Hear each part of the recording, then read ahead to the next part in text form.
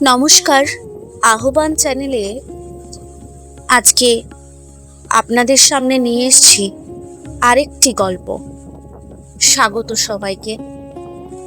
গল্পটি বলার আগে চরিত্রগুলো কারা করেছে তাদের নামগুলো উল্লেখ করে দিচ্ছি। মায়ের চরিত্রে রয়েছে আঁখি, বিলুর চরিত্রে রয়েছে মিমি, গল্পকথক পূজা নন্দী মানে আমি, এবং অদৃশ্য এক চরিত্রে স্বয়ং আমি পূজা নন্দী। চলুন আর বেশি দেরি না করে গল্পের দিকে এগোনো যাক। অভিনন্দন বন্দ্যোপাধ্যায়ের লেখা বিলুর হালকাতা। ও হ্যাঁ, আরেকটা কথা, যারা গল্প পড়তে ইচ্ছুক এবং যারা গল্প লিখতে চায়, নাটক, কবিতা, নানান ধরনের সাংস্কৃতিকের সঙ্গে যুক্ত থাকতে চায়, তারা আমাদের সঙ্গে যোগাযোগ করতে পারে। আমাদের ফেসবুক অ্যাকাউন্ট পূজা পোয়েম ফলো করে আমাদেরকে মেসেজ করতে পারে ইনবক্সে। আমরা তাড়াতাড়ি তাদের সঙ্গে যোগাযোগ করে নেব। ধন্যবাদ।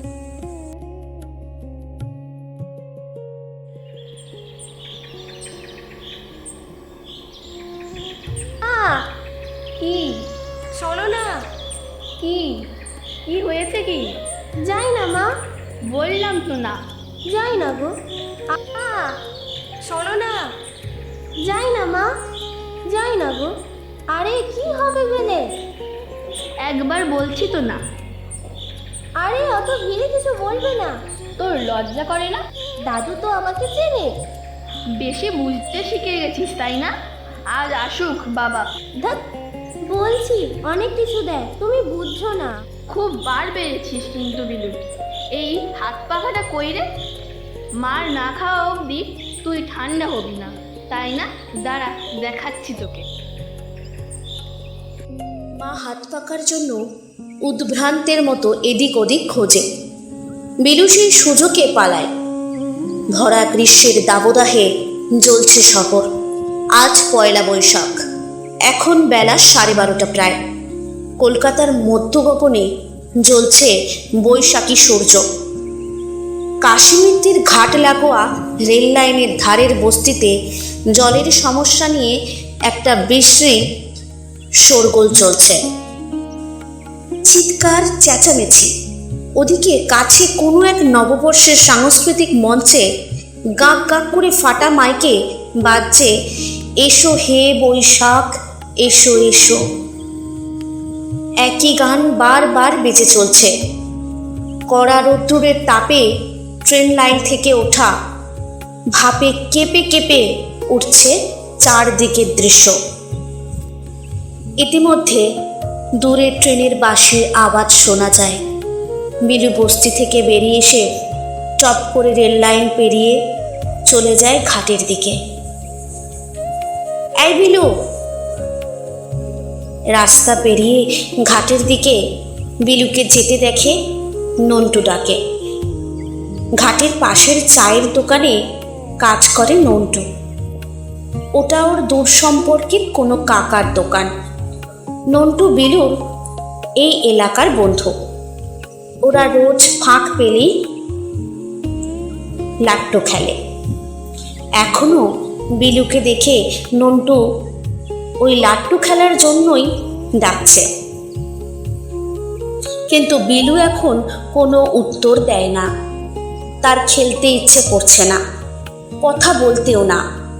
বিলু শুনতে পায়নি এমন একটা ভাব নিয়ে নেমে যায় ঘাটে। সোজা গিয়ে একদম নিচের দিকে একটা ছায়া ঢাকা কোনো ঘেঁষে বসে। তার চোখ গঙ্গার দিকে। নদীর দিক থেকে একটা দমকা জলো হাওয়া ভেসে আসে। বিলুর রুক্ষ চুলগুলো একটু উড়ে যায়। বিলু চেয়ে থাকে গঙ্গার দিকে। মন খারাপ হলে কিংবা বাবা মায়ের কাছে বকাঝকা খেলে বিলু একা একা এখানে এসে বসে। আজও সেই কারণেই এসেছে। ওর মনটা ভালো নেই। বিলুর ডাক নাম ছিল বিলু। ভালো নাম বিলাস, বয়স 9.5, লিকলিকে ছোটোখাটো চেহারা, গায়ের রং ময়লা, এক মাথা চুল, দুটো উজ্জ্বল চোখ, ডান ভুরুর উপরে একটা পুরনো কাটা দাগ। বিলুর পরনে আজ একটা বেগুনি রঙের হাফ প্যান্ট আর রঙটা হলুদ গেঞ্জি, পায়ে জোড়া তাপ্পি দেওয়া হাওয়াই চটি। এই রেল লাইনের ধারের বস্তিতেই একটা এক কামরার ঘরে সপরিবারে থাকে বিলু। পরিবার বলতে বিলুর মা মিনতি আর বিলুর বাবা তাপস। 8 ফুট বাই 10 ফুটের ঘরে এই 3 জনের সংসার। বিলুর বাবা তাপস হাতিবাগান উল্টোডাঙা রুটে অটো চালায়। মা মিনতি সকালে 3 বাড়ি ঠিকের কাজ করে আর সন্ধেবেলায় 2 বাড়ি রান্নার কাজ। মিনতি গত বছর অবধিও বাড়িতেই ছিল। সংসার একা তাপসই চালাতো, কিন্তু গত বছরের মাঝামাঝি একটা বাজে অ্যাক্সিডেন্টে তাপসের অটোটা নষ্ট হয়ে গেল। ওটা আর ফেরানো গেল না। দলা পাকানো অবস্থাতে থানাতেই পড়ে রইল। অ্যাক্সিডেন্টে তাপসের যদিও সেরকম আঘাত লাগেনি, ডান পায়ে আর কোমরে একটা বড় চোট লেগেছিল। মাসখানেকের মধ্যে ঠিকও হয়ে উঠল, কিন্তু অটোটা চলে গিয়ে তার সর্বনাশ হলো। জীবনের সব সঞ্চয় দিয়ে অটোটা কিনেছিল তাপস।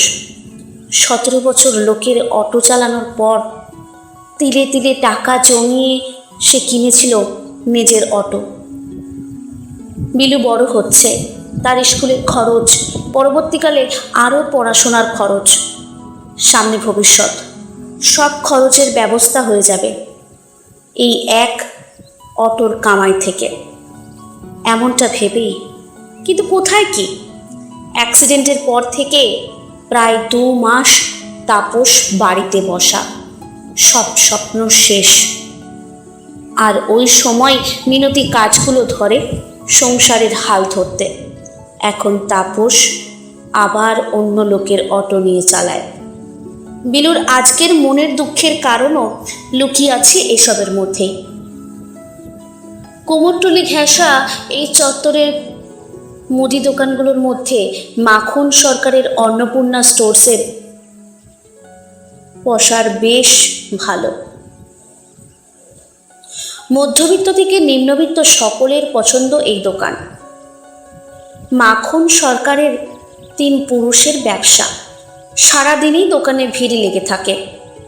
নামের সঙ্গে বিমানান চেহারার মাখন, কিন্তু ভারী কাঠখোট্টা লোক। তাকে কেউ সচরাচর হাসতে দেখছে বলে জানা যায় না। সবসময় রাগি রাগি থমথমে মুখ, লালচে চোখ, মুখে পান। ব্যবসায় অতি বিচক্ষণ মাখনের বয়স 70 পেরিয়েছে, তবুও সারাদিন নিজেই সে দোকান চালায়। যদিও 2 জন কর্মচারী আছে, তারাই মালপত্র গুছিয়ে দেয় খদ্দেরদের, কিন্তু ক্যাশ বাক্সে টাকা লেনদেন করা আর লাল রঙের ঘেরোর খাতায় হিসেব নিকেশ লিখে রাখা, এসব মাখন নিজেই করে। এহেন মাখন সরকারের কল্যাণে গত বছর তাপসের অ্যাক্সিডেন্টের পরপর বেশ কিছুটা সময় বিলুরা সপরিবারে বেঁচে থাকছে। অন্নপূর্ণা স্টোর্স সাক্ষাৎ অন্নপূর্ণা অবতারে বাঁচিয়ে রেখেছে তাদের। সে সময় তাপস শয্যাশায়ী, সংসারে রোজগার নেই। বিলু কিংবা মিনতিকে চালটা, ডালটা, তেলটা প্রায়ই ধারে দিয়ে গেছে মাখন সরকার। তাপসকে মাখন বহুদিন ধরেই চিনত, চেনা খদ্দের। এমনকি মাখনের দোকানে বহু আগে একসময় কাজও করেছে তাপস, ফলে তার প্রতি একটা বিশেষ স্নেহ ছিল মাখনের। এহেন অবস্থায় মাখন সরকার তাপসের পরিবারের পাশে দাঁড়াতে দ্বিধা করেনি। কিন্তু ক্রমশ ধার বাকি বেড়েছে। মাখনের হিসেবের ঘেরুর খাতায় তাপসের নামের নিচে বেড়েছে অঙ্ক, এবং মাসখানেক এভাবে চলার পর সেই ধারের পরিমাণ ছাড়িয়েছে 7,000। এরপর একদিন মিনতিকে ডেকে মাখন বলল, বুঝলে বৌমা, কিছু একটা করো। খাতায় কলমে বাকি দাঁড়িয়েছে 7,330। আর যে ধার দেওয়া চলে না। তাপসরে বলো এই বেলা টাকাগুলো শোধ দিতে। এই ঘটনার পর থেকে মাখনের দোকানের দিকে যাতায়াত ধীরে ধীরে বন্ধ হয়েছে, মিনতি, তাপসের এবং তাদের নির্দেশে।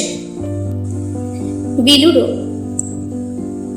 যে পরিবারে নৌনান্তে পান্তা ফুরোয়ের দশা, তারা এক কথায় 7,000-এর উপরে টাকা শোধ দেবেই বা কি করে, তাই এড়িয়ে চলাই উচিত। বিলু অবশ্য এত সব বোঝে না। সে ছেলেবেলা থেকে বাবার সঙ্গে মাখন দাদুর দোকানে গিয়ে অভ্যস্ত। তেল, মশলা, সাবান আরও কত কিছু মেশানো একটা গন্ধ চোখ বন্ধ করলেও সবসময় মনে করতে পারে সে। গোটা দোকানটাই একটা অবাক বিস্ময় বিলুর কাছে। কত সব জিনিস, তবে এই দোকানের সবচেয়ে প্রিয় বিষয় হলো এই হালখাতার দিনটা। বিলুর জ্ঞান তো প্রতি বছর সেই পয়লা বৈশাখের দিনে বাবার হাত ধরে গিয়ে দাঁড়িয়েছে অন্নপূর্ণা স্টোর্সের সামনে।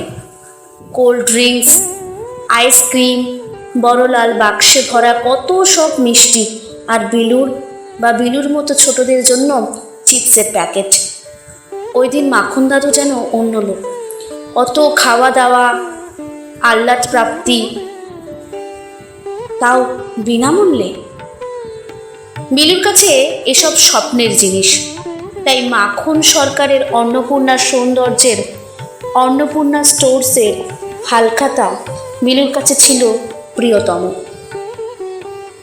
ধারবাকির ব্যাপারটা বুঝে এতদিন সে ওই দোকানমুখী না হলেও আজ সকাল থেকে মরিয়া হয়ে উঠেছে। আজ পয়লা বৈশাখের হালখাতার দিন। বিলু গতকালও দূর থেকে দেখে এসেছে মাখন দাদুর দোকানে নানা সরঞ্জাম জোগাড় করার হিড়িক। আর আজ সকাল থেকেই তাই বিলু মায়ের কাছে বায়না জুড়েছে তাকে মাখন দাদুর দোকানে নিয়ে যাওয়ার জন্য। কিন্তু যে দোকানে অত ধার বাকি, সেখানে কোনো মুখে নিয়ে যাবে বিলুকে। তাই এই বছর অন্নপূর্ণা স্টোর্সের দিকে যাওয়ার প্রশ্নই ওঠে না। বিলু তবু ঘ্যান ঘ্যান করে। এরপর মায়ের কাছে রীতিমতো বকা খায়। একে বকা খাওয়া, তার উপর অত লোভনীয় সব খাবার হাতছাড়া হওয়া, সব মিলিয়ে খুবই দুঃখে আছে বিলু। আর সেই কারণেই এসে বসে আছে গঙ্গার ধারে। ছোট্ট শরীর কাঁপিয়ে ফস করে একটা দীর্ঘশ্বাস ফেলে সে। গঙ্গার দিকে চোখ রেখেই সোজা হয়ে বসে। মনে মনে ঠিক করে মাখন দাদুর দোকানে সে আজ যাবে, যে যাই বলুক। এরপর দুপুর পেরিয়ে বিকেল নামে, বিকেল ফুরিয়ে সন্ধে। অন্নপূর্ণা স্টোর্সের উল্টো দিকের ফুটপাতে এসে দাঁড়ায় বিলু। দোকানে ইতিমধ্যেই ভিড় জমতে শুরু করেছে।